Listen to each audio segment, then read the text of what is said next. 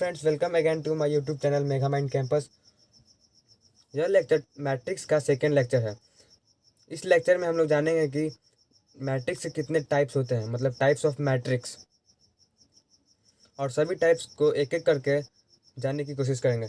तो स्टार्ट करते हैं। तो हमारा फर्स्ट टाइप है रॉ मैट्रिक्स।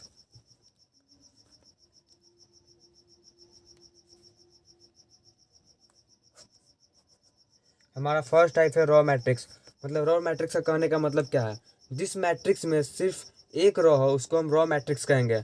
मतलब कॉलम कितना भी हो सकता है लेकिन रॉ सिर्फ एक ही होना चाहिए। एग्जाम्पल देखते हैं।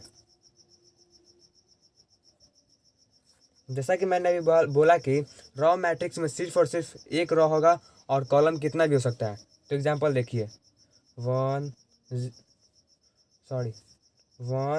0 4 5 या 4 - 1 0 9 6। यहाँ पे आप देख सकते हैं कि यहाँ पे सिर्फ एक ही रॉ है। इसमें भी देख सकते हैं सिर्फ एक ही रॉ, लेकिन कॉलम को आप गिनिए 1 2 3 4। इसमें एक रॉ और 4 कॉलम है। इसमें देखिए रॉ तो एक ही नज़र आ रहा है, कॉलम देखिए 1 2 3 4 5। मतलब कॉलम कितना भी हो सकता है लेकिन रॉ सिर्फ और सिर्फ 1 होता है, तभी इसको हम रॉ मैट्रिक्स कहेंगे। तो आते हैं सेकेंड टाइप की ओर। सेकेंड टाइप है हमारा कॉलम मैट्रिक्स।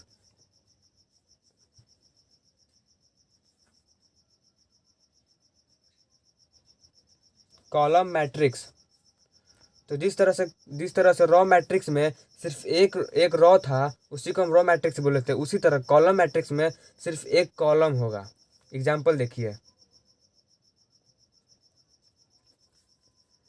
5 6 7 8।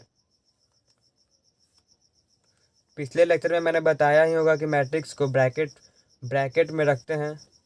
जिन लोगों ने मेरा लेक्चर 1 अटेंड नहीं किया है, मैंने उस वीडियो का लिंक डिस्क्रिप्शन में डाल दूंगा। प्लीज़ लेक्चर 1 को ज्वाइन कर लें, तभी आपको बेहतर तरीके से समझ में आएगा। तो कॉलम मैट्रिक्स को देखते हैं। कॉलम मैट्रिक्स उसको कहेंगे जिसमें सिर्फ और सिर्फ एक कॉलम हो और रॉ कितना भी हो सकता है। यहाँ पे देख सकते हैं रॉ कितना है, 1 रॉ 2 रॉ 3 रॉ 4 रॉ। मतलब यहाँ पे 4 रॉ है लेकिन कॉलम क्या है, सिर्फ एक कॉलम है। इसको और एग्जाम्पल देखिए, 4 3 2। इसमें रॉ कितना है, 1 2 3। इसमें 3 रॉ है और सिर्फ एक कॉलम है। इसको कॉलम मैट्रिक्स बोल सकते हैं। अब आगे बढ़ते हैं। अब अगला है equal matrix. Equal matrix equal matrix किसके कहते हैं? इक्वल मैट्रिक्स उसे कहते हैं, मतलब यहाँ पे दो मैट्रिक्स का बात किया गया है। इक्वल मैट्रिक्स, उस दोनों मैट्रिक्स का ऑर्डर सेम होना चाहिए और उसका करस्पॉन्डिंग एलिमेंट है उसका इक्वल होना चाहिए। एग्जाम्पल देखते हैं। पहले एक मैट्रिक्स को लिख लेते हैं, 1 4 2 5 3 0। ब्रैकेट में इसको ले लेते हैं क्योंकि मैट्रिक्स को तो हमेशा ब्रैकेट में ही लिखना है, आपको पता ही होगा। और सेकंड मैट्रिक्स लिखते हैं। मान लेते हैं कि ये एलिमेंट ए है, 4 है, 2 है, ये एलिमेंट बी है, ये एलिमेंट सी है और ये एलिमेंट 6 है। इसको ब्रैकेट में ले लेते हैं। और मैंने ये बताया कि इक्वल मैट्रिक्स किसे कहते हैं, जिसके दोनों मैट्रिक्स का ऑर्डर सेम हो। मतलब यहाँ पे देख सकते हैं कि यहाँ पे रो की संख्या कितना है, 1 2 2 रो और 3 कॉलम, मतलब 2/3। 2/3 हो गया इसका ऑर्डर। और इसमें ऑर्डर देखिए, 1 2 2 रो और 3 कॉलम, 1 2 3 3 कॉलम, तो 2/3। यहाँ पे देख सकते हैं कि इसका ऑर्डर सेम है और इसका करस्पॉन्डिंग एलिमेंट्स इक्वल होना चाहिए। मतलब अगर फर्स्ट रो का फर्स्ट कॉलम 1 है तो फर्स्ट रो का तो इस मैट्रिक्स का भी फर्स्ट रो का फर्स्ट कॉलम 1 ही होना चाहिए। जैसे कि यहाँ पे देख सकते हैं कि फर्स्ट रो का सेकंड कॉलम 2 है, तो यहाँ पे फर्स्ट रो का सेकंड कॉलम 2 है। यहाँ पे 3, फर्स्ट रो का थर्ड कॉलम 3 है, तो यहाँ पे फर्स्ट रो का थर्ड कॉलम 3 ही होगा। मतलब यहाँ पे सी लिखा हुआ है, मतलब यहाँ पे वैल्यू निकालना है। तो यहाँ पे सेकेंड रो का फर्स्ट कॉलम 4 है। इस मैट्रिक्स में देखिए सेकेंड रो का फर्स्ट कॉलम 4 है। इस मैट्रिक्स में सेकेंड रो का सेकेंड कॉलम 5 है और यहाँ पे भी है, मतलब इसका वैल्यू फाइंड करना है। थर्ड रो, सॉरी यहाँ पे 0 है और यहाँ पे भी 0 ही होगा क्योंकि इक्वल मैट्रिक्स है। सेकेंड रो का थर्ड कॉलम, यहाँ पे 0, यहाँ पे सेकेंड सेकेंड रो का थर्ड कॉलम 0 है, तो यहाँ पे वैल्यू फाइंड करते हैं क्योंकि इक्वल मैट्रिक्स है। ए इज इक्वल टू 1, क्योंकि मैंने अभी बताया कि दोनों मैट्रिक्स का जो करस्पॉन्डिंग एलिमेंट्स है वह सेम होगा। तो फर्स्ट रो का फर्स्ट कॉलम 1 है, तो इसमें भी फर्स्ट रो का फर्स्ट कॉलम 1 ही होगा, तो ए का वैल्यू 1। बी का वैल्यू, बी कहाँ पे है, सेकेंड रो का सेकेंड कॉलम, यहाँ पे 5 है तो यहाँ पे भी 5 हो जाएगा। सी का वैल्यू देखते हैं, सी कहाँ पे है, फर्स्ट रो का थर्ड कॉलम, तो इसमें फर्स्ट रो का थर्ड कॉलम कौन है, 3, तो 3। ए का वैल्यू 1, बी का वैल्यू 5 एंड सी का वैल्यू 3 आया। तो मैंने अभी फिर से बता देता हूँ इक्वल मैट्रिक्स किसे कहते हैं, वैसा मैट्रिक्स जिसमें दो मैट्रिक्स का बात किया जाएगा और दोनों मैट्रिक्स का ऑर्डर इक्वल होगा, दोनों मैट्रिक्स का ऑर्डर इक्वल होगा और करस्पॉन्डिंग एलिमेंट्स इक्वल होंगे, मतलब दोनों मैट्रिक्स के करस्पॉन्डिंग एलिमेंट्स इक्वल होंगे। अब आते हैं स्क्वायर मैट्रिक्स, फोर्थ टाइप से स्क्वायर मैट्रिक्स।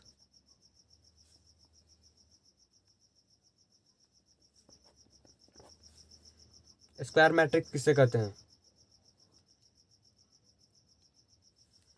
एग्जाम्पल देखते हैं स्क्वायर मैट्रिक्स के।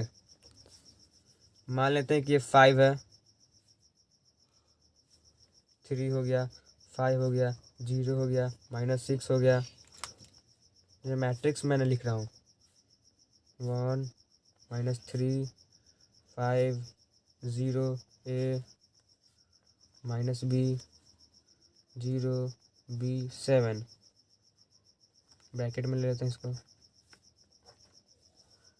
और स्क्वायर मैट्रिक्स को समझने की कोशिश करते हैं एग्जाम्पल से। वैसा मैट्रिक्स जिसका ऑर्डर इक्वल हो, वैसा मैट्रिक्स जिसका ऑर्डर इक्वल हो, मतलब जितना रो होगा उतना ही कॉलम होगा, जितना रो की संख्या होगा उतना ही कॉलम होगा, उसी को स्क्वायर मैट्रिक्स कहते हैं। जिसमें इसको देख सकते हैं, इस एग्जाम्पल में देख सकते हैं, इसमें एक रो और एक ही कॉलम है, इसको स्क्वायर मैट्रिक्स बोलेंगे। इसमें देखिए first row second row, first column second column, मतलब 2 रो और 2 कॉलम। इसमें first row second row third row, first column second column third column, मतलब इसमें तीन कॉलम और 3 रो है, तो इसको हम स्क्वायर मैट्रिक्स बोलेंगे। मतलब हमेशा रो और कॉलम इक्वल रहेगा तो इसको हम स्क्वायर मैट्रिक्स ही बोलेंगे। अब आते हैं अगले टाइप की ओर। तो अगला टाइप है हमारा नल मैट्रिक्स या जीरो मैट्रिक्स।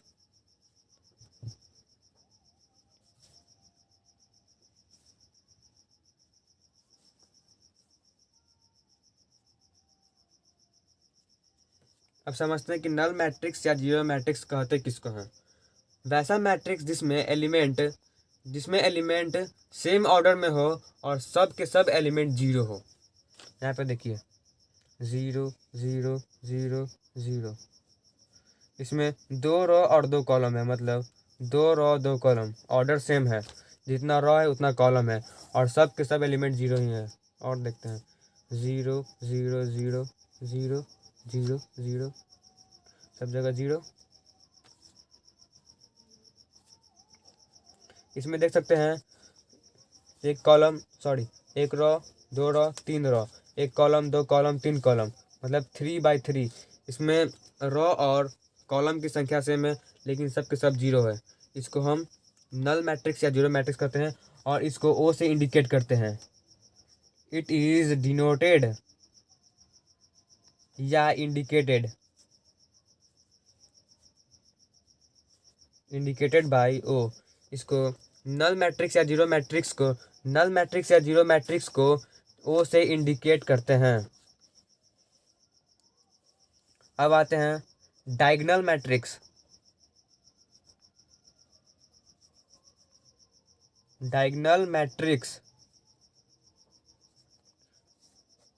यहाँ पे डायगोनल मैट्रिक्स पढ़ के ही समझ में आ रहा है कि कोई विकर्ण के बारे में बताया जा रहा है। तो एग्जाम्पल, मैं हर टाइप्स को एग्जाम्पल के द्वारा ही समझाने की कोशिश कर रहा हूँ क्योंकि एग्जाम्पल के द्वारा ही बेहतर तरीके से समझ में आ सकता है। तो यहाँ पे देखते हैं, एक एग्जाम्पल लेते हैं 3 0 0 5, ब्रैकेट में ले लेते हैं इसको। मैंने अभी बताया डायगोनल मैट्रिक्स, मतलब इसका ये जो डायगोनल है, मतलब विकर्ण, हिंदी में इसको डायगोनल को विकर्ण बोलते हैं, डायगोनल विकर्ण। मतलब डायगोनल में एलिमेंट होना चाहिए और नल डायगोनल में एलिमेंट नहीं होना चाहिए। डायगोनल में ही सिर्फ एलिमेंट होगा और नल डायगोनल में एलिमेंट नहीं होगा, तभी इसको हम डायगोनल मैट्रिक्स बोलते हैं। एक और एग्जांपल देखते हैं। -5 0 0 5 6 0 0 0 2।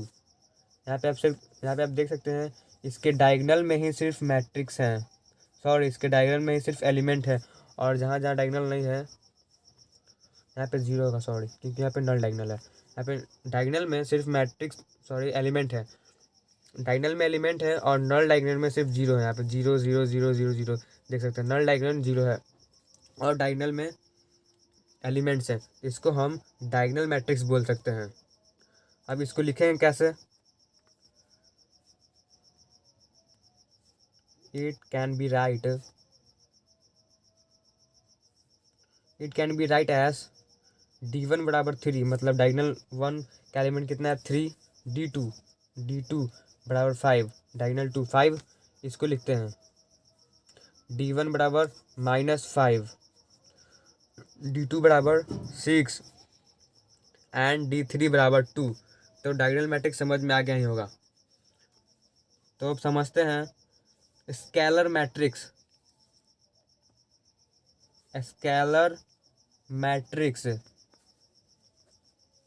ये स्केलर मैट्रिक्स भी same to same diagonal matrix के जैसा ही है, बस इसमें कुछ चेंजिंग है। एग्जाम्पल देखते हैं इसके। 3 0 0 3, मतलब स्केलर मैट्रिक्स उसको कहेंगे जिसमें डायगोनल इक्वल हो, मतलब इसमें डायगोनल मैट्रिक्स में देखे थे कि D1 3 था और D2 5 था, लेकिन इसमें स्केलर मैट्रिक्स में ऐसा नहीं होता है। मतलब D1 जितना रहेगा D2 उतना ही होना चाहिए, तभी इसको हम स्केलर मैट्रिक्स बोलते हैं, और ये डायगोनल होना चाहिए। एक और एग्जांपल देखते हैं। 2 0 0 0 2 0 0 0 2,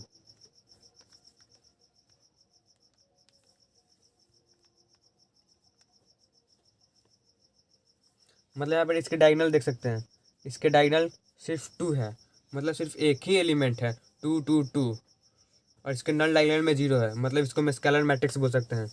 और यहाँ पे कुछ बात मैं बताऊंगा आपको कि स्केलर मैट्रिक्स को डायगोनल मैट्रिक्स बोल सकते हैं, क्योंकि यह डायगोनली इसको रिप्रेजेंट किया गया है, सिर्फ डायगोनल में ही इसके एलिमेंट है, तो इसको स्केलर मैट्रिक्स को डायगोनल मैट्रिक्स बोल सकते हैं, लेकिन डायगोनल मैट्रिक्स को स्केलर मैट्रिक्स नहीं बोल सकते हैं, क्योंकि स्केलर मैट्रिक्स उसे कहते हैं जिसका हर एक डायगोनल में एलिमेंट सेम हो, और डायगोनल एलिमेंट्स में हर डायगोनल का एलिमेंट्स अलग अलग होता है।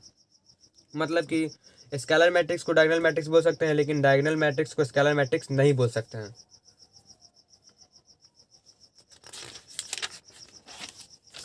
अगला है हमारा आइडेंटिटी और यूनिट मैट्रिक्स।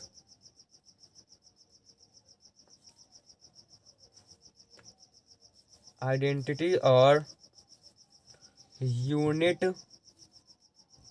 मैट्रिक्स, इस मैट्रिक्स का तो नाम से ही देखने में पता चल रहा होगा, यहाँ पे लिखा हुआ है यूनिट का मतलब 1 होता है। मतलब वैसा मैट्रिक्स जिसके डायगोनल में सिर्फ 1 हो, वह एलिमेंट सिर्फ 1 होना चाहिए। डायगोनल में वैसा मैट्रिक्स जिसका डायगोनल सिर्फ 1 होना चाहिए। एग्जाम्पल देखते हैं।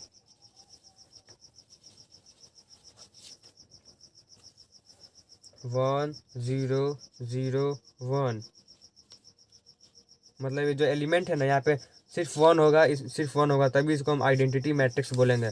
एक और एग्जांपल 1 0 0 0 1 0 0 0 1, इसके डायगोनल में देख सकते हैं कि सिर्फ और सिर्फ 1 आया है, सिर्फ एक एलिमेंट मत देखिए, सिर्फ और सिर्फ 1 आया है, तो इसको हम आइडेंटिटी मैट्रिक्स बोलेंगे या यूनिट मैट्रिक्स बोलेंगे, और इसको आई से रिप्रेजेंट किया जाता है। It is indicated by I. It is indicated by I. हम इसको इस तरह से लिख सकते हैं, इसको I2 लिख सकते हैं, क्योंकि इसका ऑर्डर 2 है। क्योंकि ऑर्डर 2 में है, इसको I3 लिख सकते हैं। क्योंकि यहाँ पे इसमें 3 रो और 3 कॉलम है, इसमें 2 रो और 2 कॉलम है, इसलिए इसको I2 लिखें, इसको I3 लिखें। आप समझ सकते हैं। अब आते हैं कंपेयर मैट्रिक्स की ओर, सॉरी कंपेरेबल मैट्रिक्स की ओर। ये मैट्रिक्स बहुत इंपॉर्टेंट है क्योंकि इसी के द्वारा हमारा न्यूमेरिकल सॉल्व होंगे, तो इसको प्लीज़ ध्यान से सुनिएगा। कंपेरेबल मैट्रिक्स किसे कहते हैं? वैसे दो मैट्रिक्स जिसका ऑर्डर इक्वल हो, वैसे दो मैट्रिक्स जिसका ऑर्डर इक्वल हो और उसका करस्पॉन्डिंग एलिमेंट इक्वल, सॉरी उसका करस्पॉन्डिंग एलिमेंट इक्वल नहीं होना चाहिए, मतलब ऑर्डर सिर्फ इक्वल होना चाहिए। एग्जांपल देखते हैं। 4 5 3 6 5 4 9 3 6।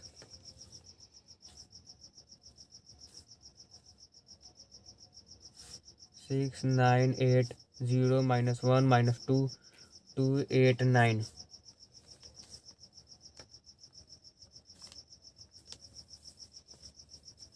मतलब यहाँ पे देख सकते हैं कि यहाँ पे दो मैट्रिक्स मैंने ले लिए हैं।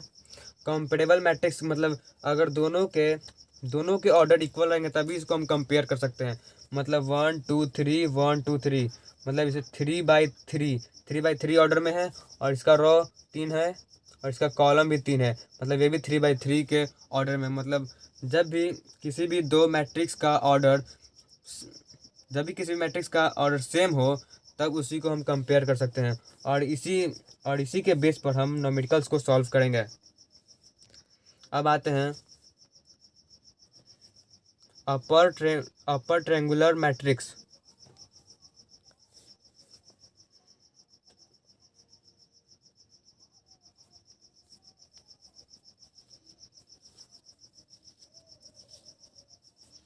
अपर ट्रायंगुलर मैट्रिक्स एग्जाम्पल देखते हैं।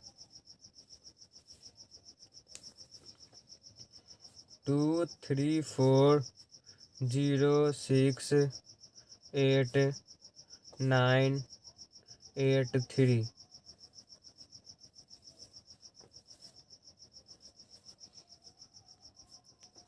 अपर ट्रायंगुलर मैट्रिक्स नाम से ही पता चल रहा है, मतलब किसी भी मैट्रिक्स में ऊपर की ओर अगर ट्रायंगल बने, तो उसको हम अपर ट्रायंगुलर मैट्रिक्स बोलेंगे। और इसमें डायगोनल इंक्लूड होना चाहिए। यहाँ पे देख सकते हैं कि यहाँ पे एक ट्रायंगल बन रहा है जिसमें कि डायगोनल इंक्लूड है, डायगोनल हमारा इंक्लूडेड है। ये ऐसे शेप में बन रहा है।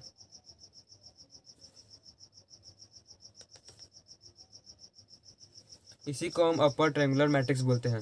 अब किसी के दिमाग में ये भी आ रहा होगा कि ये जो डायगोनल है ये इधर से क्यों नहीं है, इधर से ही क्यों है। तो हमने पिछले कक्षा में पढ़ चुका है कि टैली मेथड में पढ़ा होगा कि अगर हमको 4 लिखना होता है तो 1 2 3 4 ऐसे सिंपली लिख देते थे। लेकिन अगर 5 लिखना होता था तो 1 2 3 4 और ये लाइन इधर से ही इंडिकेट करते थे, ना कि इधर से। इसलिए इसी के बेसिक पर हम लोग डायगोनल को इधर से रिप्रेजेंट करते हैं। तो डाउट क्लियर हो गया होगा। अब आते हैं, लास्ट है लोअर ट्रायंगुलर मैट्रिक्स।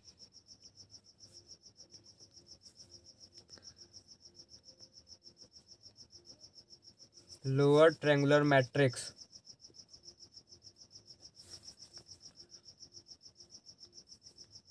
एलिमेंट देख लीजिए, 0 5 9 0 0 8 एक मैट्रिक्स है। अभी 10 नंबर में देखा कि अपर ट्रायंगुलर मैट्रिक्स में ऊपर की ओर ट्रायंगल बन रहा था, इसलिए इसको अपर ट्रायंगुलर मैट्रिक्स बोले। अब लोअर ट्रायंगुलर मैट्रिक्स में नीचे की ओर ट्रायंगल बनेगा, इसलिए इसको हम लोअर ट्रायंगुलर मैट्रिक्स बोलेंगे। यहाँ पे देख सकते हैं। और इसमें